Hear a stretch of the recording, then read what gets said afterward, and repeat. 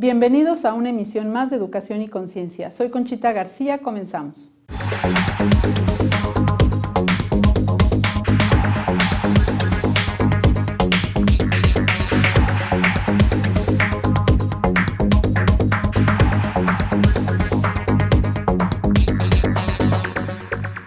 Con el gusto de estar con ustedes y transmitiendo desde el Colegio Fray Luis de León, estamos aquí en su programa de Educación y Conciencia. Y bueno, pues hoy tenemos un invitado muy especial porque precisamente ha venido a hablar de un aniversario que es de la Unión de Padres de Familia, y él es el licenciado Delfino Hurtado. Para servirle, muchas gracias a ustedes, muchas gracias al auditorio que nos escucha. Estamos para servirles. Bienvenido, pues vamos a hablar precisamente de este centenario que es pues muchos años, ¿no? O sea, estamos hablando 100 años de que la Unión de Padres de Familia se conforma. Muy bien, así ¿sí? es. Entonces, quisiéramos que nos platicara, pues más o menos en qué consiste la Unión de Padres de Familia. Esto es a nivel nacional y cada entidad tiene su representación. La mayor parte de las entidades, sí. Y que nos platique un poquito de lo que es la Unión y pues queremos también saber qué es lo que se va a hacer ahora que se está celebrando este centenario de la Unión de Padres de Familia, ¿no? Sí, de hecho, la Unión es un organismo que nace de pues, la inconformidad de muchos padres de familia hace 100 años, a raíz de que la Constitución, que también cumplió en febrero hace 100 años, sí, así es. Con algunas situaciones que no vieron claras y no vieron convenientes para el esquema de educación en familia y educación en valores, los que en aquel tiempo fundaron la Unión. Ese fue el nacimiento, sí, hace 100 años, por lo tanto se está festejando el centenario. Y en este caminar de los 100 años ha habido muchísimas actividades, tanto a nivel nacional como a nivel local, en cada una de las entidades donde se encuentra la Unión Nacional de Padre y Familia. Se llaman comités estatales, en cada caso. Aquí en Querétaro tenemos un comité estatal de Padre de Familia, en el cual yo tengo la posición de consejero, porque ya mi periodo de presidente de la Unión fue hace como 20 años. Ya.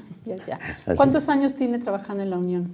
Yo, desde que mis hijos estaban en preescolar, y si hablo de 40 años, 38 más o menos, sí.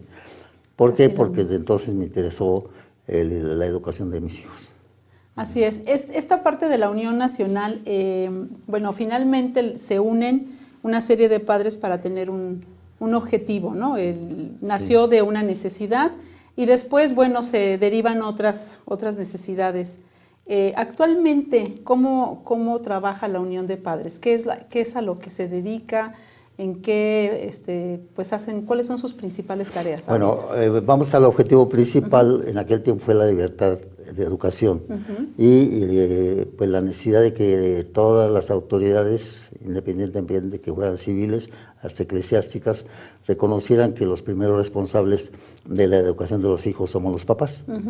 Y en ese sentido también, a través de la historia, ha habido muchísimas acciones para posesionar esa, pues no es una frase, esa verdad, ¿sí? Esa verdad, claro. Esa verdad que tenemos y que en determinados tiempos y momentos y periodos también de algunas autoridades a nivel nacional ejecutivas han pues, establecido normas, reglas que van en contra de ese principio.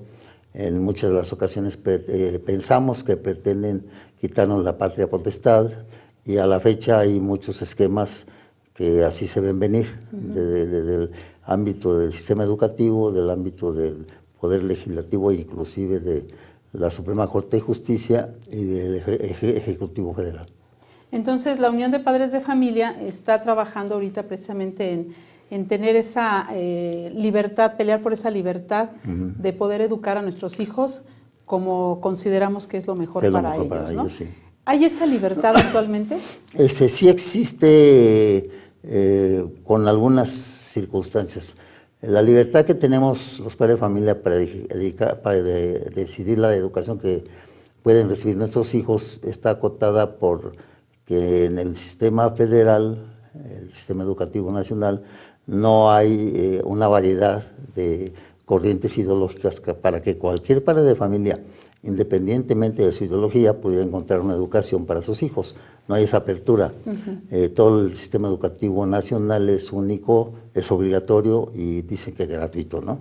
Ahí lo cuestionan muchos papás. Claro. Y en ese sentido existe la libertad que tiene el padre de familia de poder ubicar a sus hijos en escuela particular, con las consecuencias de lo económico, porque independientemente de que estamos apoyando al sistema federal a través de nuestros impuestos, que de ahí se paga toda la educación, pues tenemos que erogar para poder colocar a nuestros hijos en la escuela particular, y ahí es donde encontramos ese ámbito de libertad que no lo tenemos a nivel federal, y donde pues esa libertad pues la podemos usar a veces muchos padres de familia que sí tenemos el recurso, pero muchos que no tienen ese recurso están pues acotados por ellos. Y bueno, esto hablando de la educación, hablando de, por ejemplo, de la religión, de la cuestión religiosa, hay libertad, porque también se confunde que el Estado es laico como si fuera antirreligioso, ¿no? O sea, ser laico, bueno, pues es que tú puedes tener cualquier religión. Sí. Sin embargo, como que sí se ha confundido esa parte. En ese sentido, sí hay libertad también de los padres de familia de poder darle pues el credo que cada quien considera. Con esa frase hay la libertad en la casa, pero si vamos al ámbito escolar no la hay. No la hay. En la escuela oficial está prohibido, y nosotros como Unión Nacional Padre de Familia desde años hemos criticado que ese famoso laicismo ha impedido que los padres de familia podamos tener una educación en valores y religiosos, porque pues tenemos la mayor parte de los padres de familia cierta ideología, principalmente la católica. No nos vamos por ahí, pero sí nos vamos en el esquema de que si no lo permiten, deberían ser también neutrales. Sin embargo, atacan luego desde el sistema educativo y algunos docentes y en algunas instituciones de educación pública, el esquema de que podamos tener algún acto religioso en la escuela. De hecho, pues, durante muchísimo tiempo se prohibió alguna imagen, algún acto de culto, independientemente de la iglesia que fuera, ¿no? Y eso es lo que ha estado plasmado en las leyes o mal interpretado por muchos funcionarios, y es lo que ha hecho que no podamos en la escuela oficial. En la escuela particular también hubo una serie de persecuciones, porque yo, en mis épocas, hace pocos años, en la escuela particular teníamos que ocultar a veces los crucifijos o las imágenes que había en los salones cuando la escuela era católica, ¿no?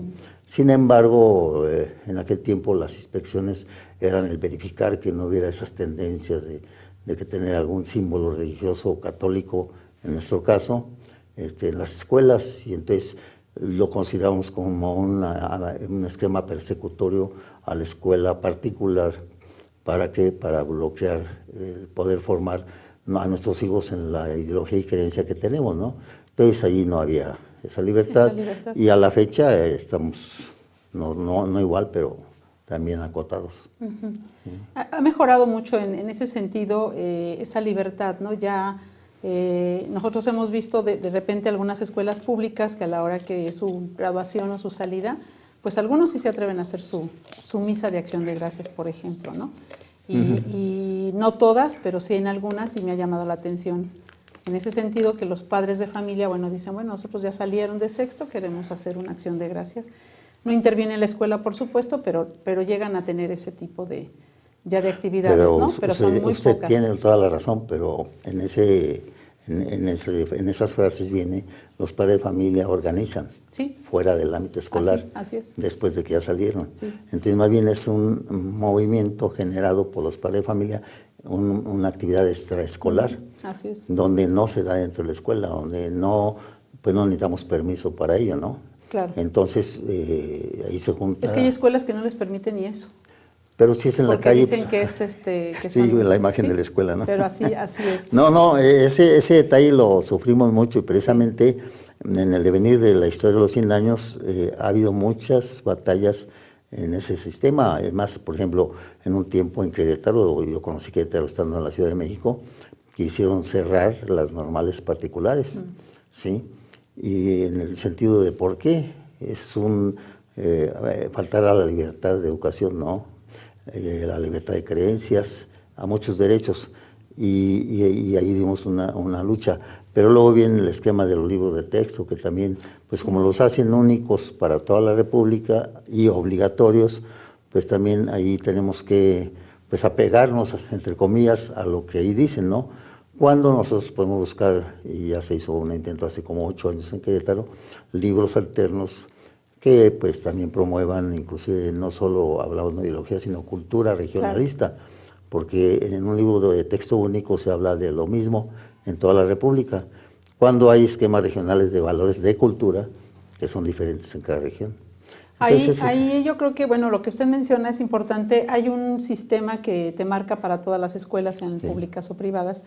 Por ejemplo, en los libros de biología, cuando se habla de la adolescencia, por ejemplo, ¿no? Que tienen que tocarse ciertos temas que pueden ser delicados si no se tratan con el profesionalismo y con la naturalidad que debe de ser, pueden ser malinterpretados por los niños.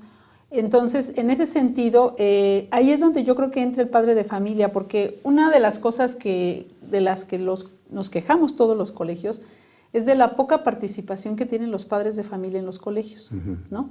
Nosotros vemos que se hacen muchas actividades en todos los colegios, por ejemplo, en la federación, se hacen actividades, sin embargo, esas actividades pues siempre son los 10 papás de toda la vida, ¿no? Los que siempre están ahí, ¿no? Que se hace un coaching para padres. Entonces ahí es donde los papás tienen que intervenir, porque una de las cosas que decíamos que nos quejamos mucho los colegios es de la poca intervención, ¿no? Sí, muy bien. Toda esta parte de juntas, de entrevistas, de algo que se está viendo con el chico y que decimos esto lo tenemos que platicar en casa porque algo está pasando y los papás no asisten a las entrevistas y muchas veces nos vemos obligados, incluso cuando el niño ya está en riesgo, cuando ya vemos que hay una situación de riesgo, pues hasta notificar a la autoridad, ¿no? Muchas veces tenemos que decir al DIF, oye, está pasando esto con esta niña y los papás no la quieren atender, ¿no? Entonces en un momento más vamos a ir a un corte para que nos platique sobre el centenario de la Unión de Padres de Familia y todas las actividades que se van a generar de esto. Entonces vamos a un corte y regresamos.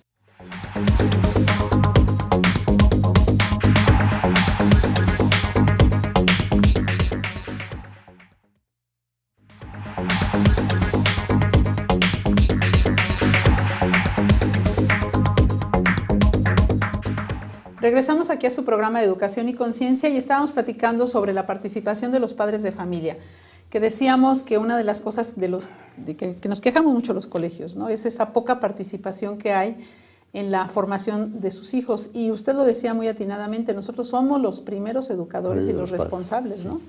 De formar y de educar, ¿no?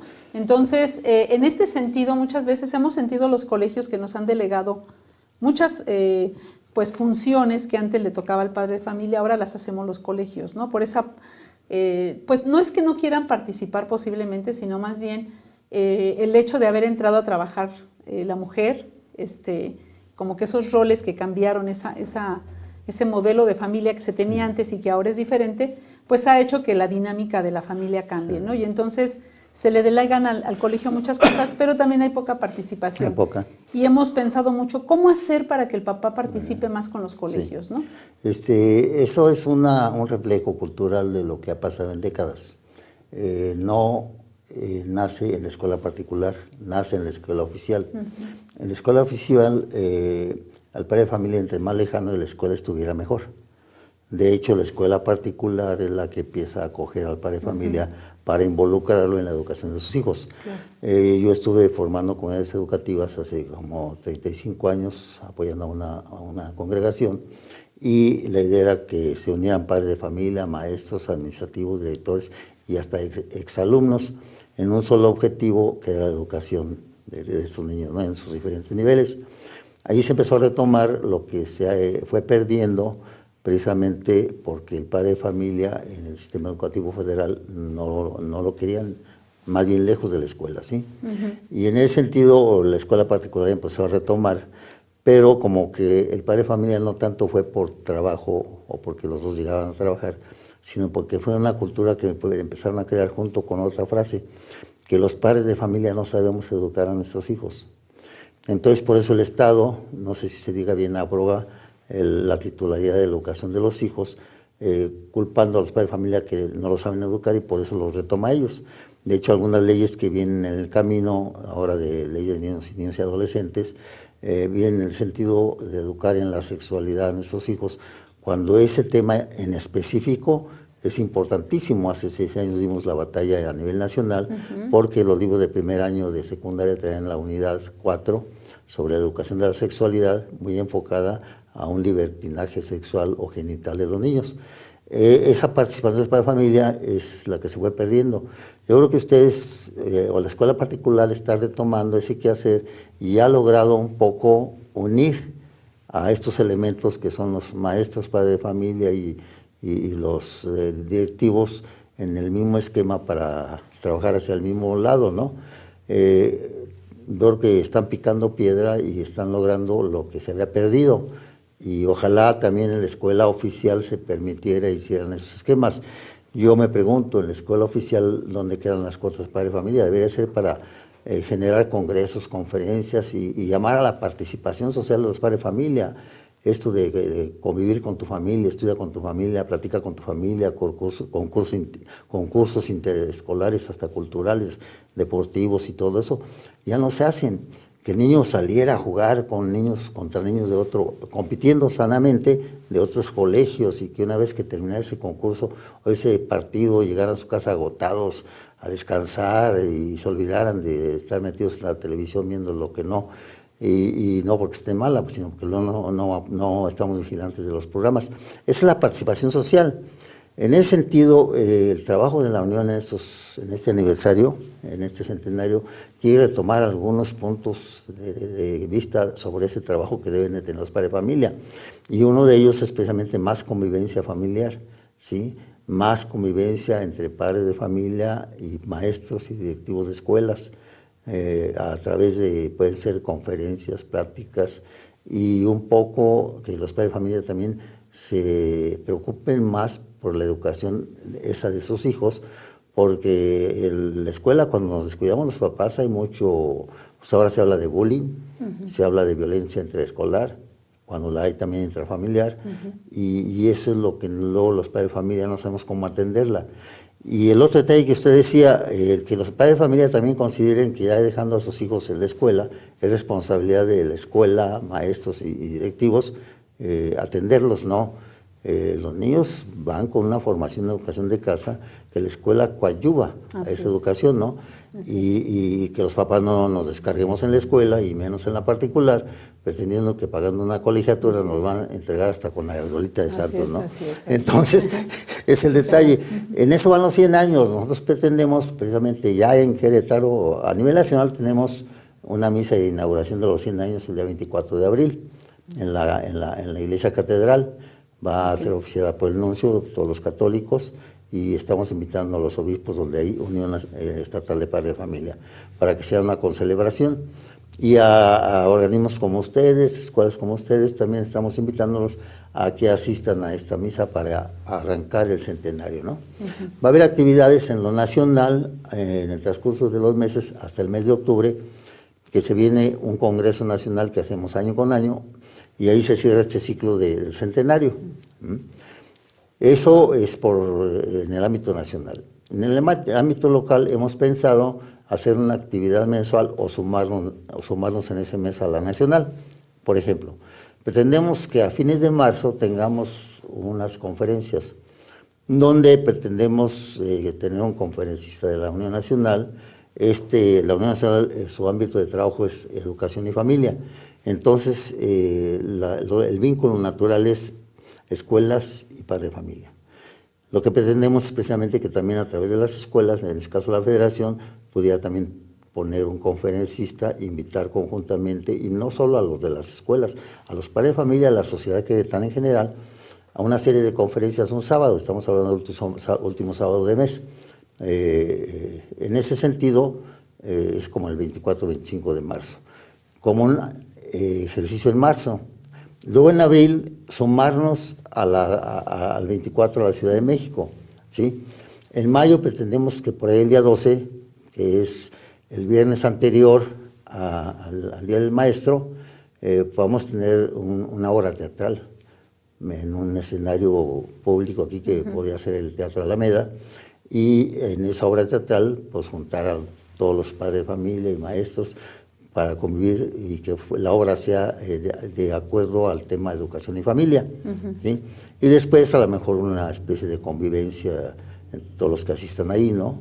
Eso, y a lo mejor el mismo domingo, o promover esquemas de convivencia en todas las escuelas entre padres de familia y maestros, oficiales y particulares. ¿Sí? ¿Y cómo ve qué expectativa tienen de participación en estos eventos que está organizando por el centenario? Bueno, pues hay muchísima. ¿Sí? De hecho, la escuela particular está actualmente muy abierta a participar en la educación de nuestros hijos conjuntamente con nosotros. Y ya estamos viendo los espacios de la escuela oficial para que suceda lo mismo. ¿Sí? La escuela particular siendo un parteaguas o una cuña que vaya abriendo este camino en la participación de padres, familia y maestros, y que sea un ejemplo y un reflejo para lo que pueda hacer también la escuela oficial. Y para ello también estamos pretendiendo que pues, se abra un poco más también la escuela oficial a la participación de los padres de familia, ¿no? Muchas de las escuelas particulares ya tienen el esquema de escuela para padres o formación en valores. ¿Por qué no también la escuela oficial? ¿Sí? Yo sé que en el departamento de UCB hay ese departamento de valores. Bueno, pues que se abra, que nos den la oportunidad de participar a la Unión Nacional para la Familia, el Comité Querétaro, para ofrecer conferencias y algunos elementos, ¿no? Y ese es lo que podemos ir haciendo para que no solo la escuela particular se sienta pues ahorita como presionada para que nos deje participar, sino también la escuela pública, ¿no? Que nos hace mucha falta. ¿Por qué? Porque en la escuela oficial está todo aquel padre de familia que no tiene esta oportunidad, de los que están inclusive en la misma unión, para la participación. Puede que tienen menos tiempo, tienen menos recursos, tienen menos posibilidades. No es que sean menos, sino que las oportunidades a lo mejor no las tienen igual que nosotros, ¿no? Si ustedes nos abren las puertas en la escuela particular, a lo mejor allá no. Si ustedes hacen un evento de convivencia, por hablar de 3 colegios, ¿no? El día de Marcelina, el día del Salesiano, el día del Fray Luis del León, el día de esto, lo otro, y conjuntan todo eso, ¿no? Hace falta inclusive eso también en la escuela pública, ¿no? Que haya convivencias de padre de familia y maestros, ¿no? ¿En la Unión tienen papás que son de la escuela pública y de escuela privada? Sí. ¿O tienen de pura escuela privada? No, de todo. Nuestro trabajo en la escuela privada es más fácil, podemos decir la palabra, ¿no? La apertura de la escuela privada es una garantía para que podamos trabajar más, pero en la escuela pública trabajamos con contacto personal con directivos y maestros, ¿no? Hemos estado dando conferencias en escuelas públicas. ¿Por qué? Porque a la directora le interesa que haya conferencias en su escuela, son las menos, porque los padres mismos de familia se organizan y piden que se dé conferencias y nos invitan. El año pasado, precisamente por el Día de la Familia, la Unión Nacional para la Familia estuvo atendiendo a las 7 delegaciones políticas de Querétaro para dar conferencias, las cuales en ese momento el delegado municipal conseguía en las escuelas y nosotros las atendíamos. Y fue una riqueza muy grande, los directivos, los padres de familia, una acogida pero maravillosa y pretendiendo que regresáramos, ¿no? Entonces, el padre de familia tiene la necesidad. Claro. ¿Sí? La sociedad tiene la necesidad, el maestro tiene la necesidad de ese trabajo conjunto, porque inclusive para que no se sienta que es el crucificado cuando algún detalle pasa con nuestros hijos, ¿no? Sobre todo que necesitamos no dejar ese espacio, ¿no? O sea, si nosotros somos los responsables, necesitamos hacernos responsables para no permitir una entrada al sistema educativo nacional, ¿no? Si nosotros dejamos esa tarea en manos de la escuela, seguramente la escuela, el sistema educativo nacional meterá temas que a lo mejor a nosotros no nos gusten, pero nosotros estamos dejando como la puerta abierta, ¿no? Entonces ahí es importante que retomemos nosotros nuestra labor como padres de familia para que entonces, ahora sí que cerrar por todos lados para que no entre ningún sector a educar a nuestros hijos, ¿no? Pues más bien ya hay apertura. La misma Ley Federal de Educación ya contempla la participación de los padres de familia. Así es, en los consejos escolares, ¿no? Los consejos escolares de participación. Pero no queremos que quede en pura ley. Claro. Sino que sea una realidad. Que sea un requisito, y sino que además sea una realidad. que lo promueva el mismo sistema a través de sus escuelas. ¿sí? No que espere que los papás de familia presionemos. Claro. Es un ganar-ganar. Así es. Sí, no es una riña entre padre de familia y maestros. Esta lucha de generaciones nos ha hecho mucho daño, que adultos con menores y padres de familia contra maestros o directivos, y ricos contra pobres, y todo eso, ¿no? Y no debe existir, es una lucha, y ahí es donde nos tenemos que unir. Pues yo le no. quiero agradecer que haya Sí. venido al programa de Educación y Conciencia, como pues ahora sí que representante de la Unión de Padres de Familia, bueno, pues solicitarle, ¿no?, que sigan promoviendo esa participación que necesitamos todos los colegios, que se siga promoviendo, y bueno, pues que nos puedan invitar. Ya después haremos bien la invitación a estos eventos ya más formal a través de la Federación, sí, cómo no, o a través de la Secretaría de Educación Pública, que ha estado muy abierta a la participación de los padres de familia ahora, ¿no? Entonces, sí, pues muchas gracias por estar aquí, por estos comentarios, y bueno, felicitarlos por el centenario, y pues que sigan trabajando pues en bien de nuestros niños, ¿no?, que finalmente son los futuros adultos que van que va a tener este país, ¿no?, y que lo pueden cambiar. Invitar a toda la sociedad y al auditorio a que participe.